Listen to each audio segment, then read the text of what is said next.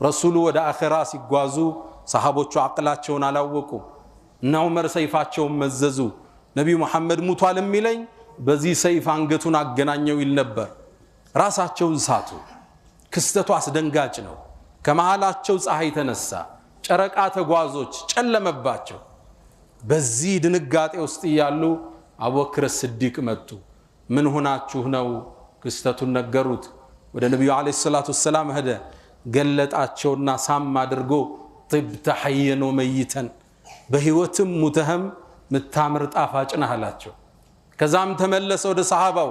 አንድ አንቀጽ አነበበላቸው وما محمد الا رسول قد خلت من قبله الرسل ነብዩ መሐመድ እኮ ሌላ አይደሉም እንደ ቀደምት መልእክተኞች አንዱ እንጂ አፈ ኢማት እሱ ቢሞት አው ቢገደል ከመስመር ተለቃላችሁ እንደሚለውን አንቀጽ አነበቡላችሁ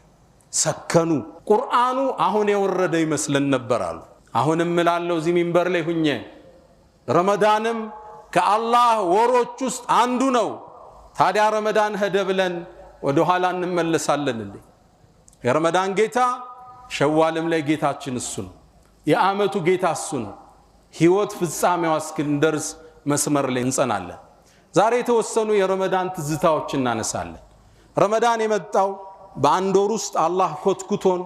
ለቀጣይ 11 ወር ስንቅ እንዲሆነን ነው ለዓለኩም ተተቁን በዚህ ወር ውስጥ ተቋል ልታዳብሩ ልትታነጹ ይከጀላልና